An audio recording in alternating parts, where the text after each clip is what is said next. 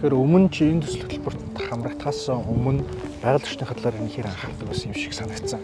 Ер нь бол тэгээд яг өмнө бол байгаль орчны талаар нэг анхаардаггүй манай суманд ямар асуудал байгаагаа ч ер нь их амар тэгэж боддоггүй байсан. Тэгэнгүүт одоо жишээл танад сумд байгаа асуудлууд нь жишээлбэл юу байж болох вэ? Та эдийн дээр харсан ихний байдлаар бид нар яг орон нутгийн хэмжээнд бол авч үзээг орон нутгийн хэмжээнд гэх юм бол би бол тоосчлт цөлжилт гэж бодож утсан. Гэхдээ яг бидний сургуулийнхаа орчинд яг хүүхдүүдийн байгаа яг сургуулийн эргэн тойронд асуудлаа гэж бодох юм бол ер нь бол хог хаягдлын асуудал их байсан. Хог хаягдл их байсан. Тэгээд танаа төсөлч гисэн тэр хог хаягдлыг яаж илүү үр дүнтэйгээр дахин боловсруулах гэдэг төслөөсөн шүү дээ. Тэгэнгүүт чи төслийнхаа талаар нэг товчхон ярихгүй. Ер нь яг юуг яаж ямар процессор тааж явсан гэдэг. Нөө цаасыг хаягдал цаасыг дахин боловсруулах. Одоо дууссан дэвтэр хэрэглэх гэхгүй цаас энтрээ. Бидэд яг тэр талаар эхлээд ингээ яг төслийн хэрэгжүүлийнхаа өмнө судалгаа хийж үзсэн л дээ. Тэг ингээд судалгаа яагаад үзсэн чи ингээд хүүхдүүд ингээ ер нь тэдний гашууд ингээ хайчдаг, зарим нь ингээ шатаачдаг гинтергээд. Тэгээд тэдний ингээд яг бараг 90% ингээ зүгээр л хайчдаг гэж тэгсэн аахгүй юу. Тийм болохоор бидэд тэгэж ингэж хайж ингээ нөгөө байгальд ингээ тэ хог нэмж хаар зүгээр дахин боловсруулж үзье гэх тэгээ шинэ. Тэгээд цаасыг дахин боловсруулахдаа болохоор бид нар арай амархан аргаар үзсэн. Бидэд яг эхний уралдахаар бүтээгүй. Бидэд ингээд интернетээс амар олон арга хайж байгаас бүгдийг туршиж үзсэн. Тэгээ 3-4 удаа туршиж үзэж байгаад тэгээ тэд нар чинь ингээд нэгэн зузаан нөгөөх нь бутрааж унаал. Тэгээ бутарч унаа. Тэгээ тэр 4 аргаасаа яг бүгдийг туршиж байгаад хамгийн найдвартай гэсэн яг нэг аргаа сонгоод тэгээл тэргээрээ цаасаа дахин боловсруулсан. Зөв. Нөгөө Catalyst Student гэж project байгаа штэ. Энийг яг яагаад ер нь нэг сурагчдын донд ингэ зохион байгуулъя гэж бодсон бэ? Яг тийшгүй Монголиа болохоор бид нар ингээд орон нутгийн хэрэгтэй байгаа багш нарыг орон нутгаар явуулаад сургуультай хамтраад ажиллаж байгаа.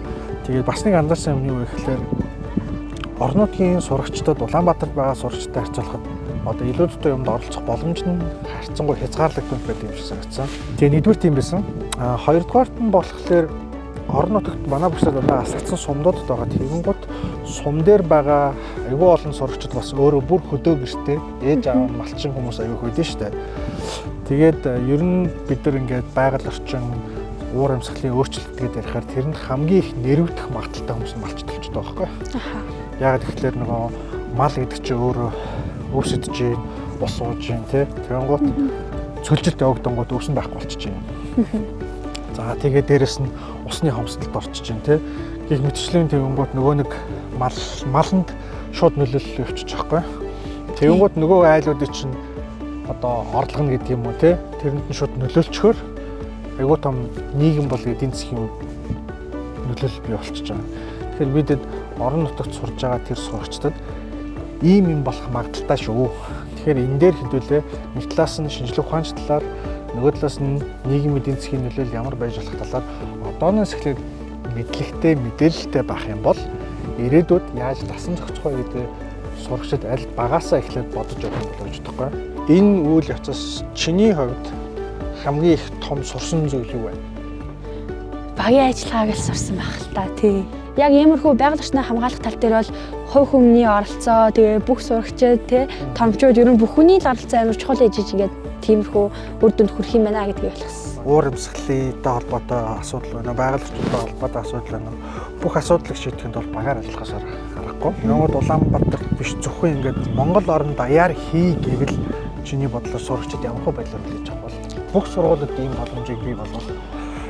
Тэгвэл нэлээх хүүхдүүд л хамрагдах. Угаасаа яалчгүй одоо Монголын угаасаа хаа нэгтэй хүүхдүүд угаасаа би байгалийн хамгаалмаараа тэгээд тийм бодолтой хүүхдүүд зөндөө байгаа байх.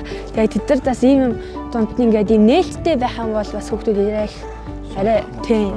Хэрвээ шийдэл зурагч Монголын бүх сургуулиудад явдаг болчвол чиний бодлоор 5 жилийн дараа ч юм уу 10 жилийн дараа тэрний нөлөө нь яаж гарах вэ? Би бас сайн талаас нь л харж байна. Тэгээ угаа яалчгүй ингээд үр дүнд угаасаа илүү их хүүхдүүд байгаль орчны талаар мэдээлэлтэй болно. Манай шийдэл сурагч гэсэн ер нь л одоо тий шийдэл сурагчид ч гэсэн илүү олон болно гэж бодож байна тий. Тэр тэгвэл чиний бодлоор цогццгээс гадна бусад сумууд хэрэгжих боломжтой болоос бол танах хэрэгжсэн бас арай жоохон онцгой юм болов уу? Хэрэгжих боломжтой. Ер нь хүүхэд хаанч яасан тэгээд өөрийнхөө яг үзэл бодлоо илэрхийлж явал тэр газар хэрэгжээсэй л гэж боддог даа тий. Хэрэгжнэ тий.